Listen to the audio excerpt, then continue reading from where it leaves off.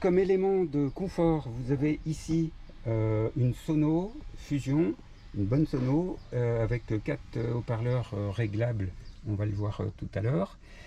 Pour mettre en route, donc vous appuyez quelques secondes sur le bouton Power, hein, le bouton rouge. Donc là vous attendez une dizaine de secondes, une quinzaine de secondes que le programme se charge.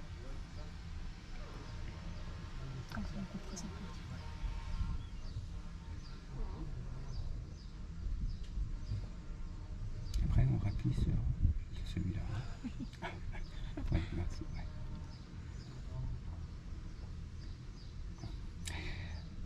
Maintenant que Select Device est affiché, il vous suffit d'appuyer sur ce petit bouton là à gauche en haut.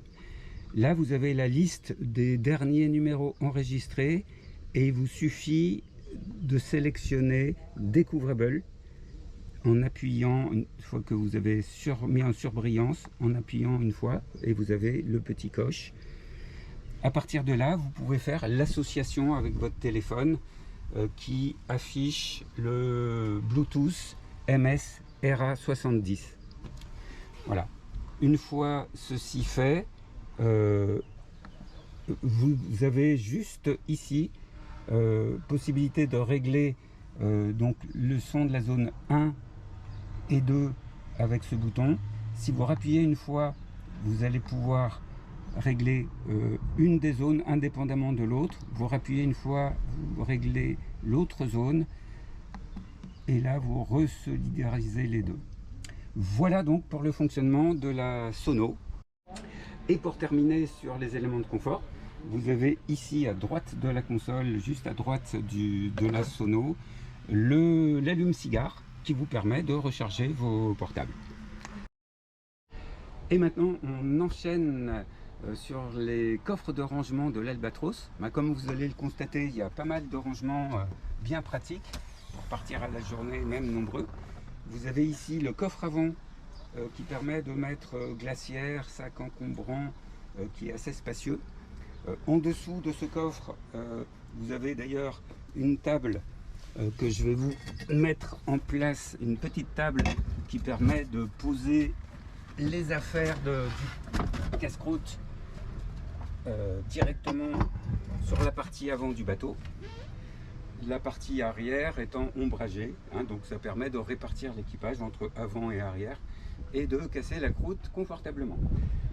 Donc ce grand coffre est à votre disposition. Ensuite vous avez là deux petits équipés, deux petits vide-poches qui permettent de stocker les téléphones, car sur la console en navigation, ils vont se retrouver inévitablement à terre.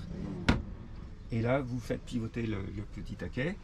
De ce côté-là, c'est là qu'on peut stocker la VHF ou la pompe de gonflage des bouées si tel était le cas.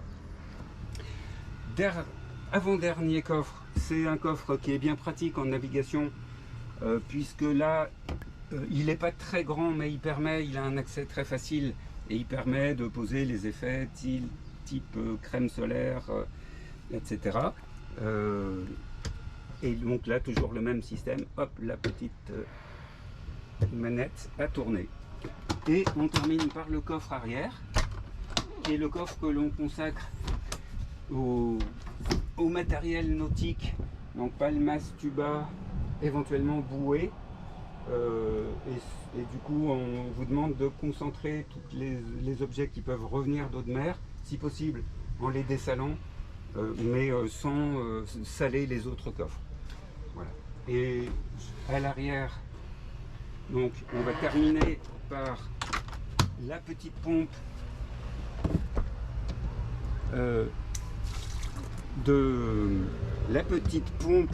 douchette de pont qui vous permet donc de vous dessaler, le matériel, les gilets nautiques et la bouée après usage, sachant que si, comme c'est le cas là, il n'y a plus d'eau, c'est qu'il suffit d'appuyer sur le bouton.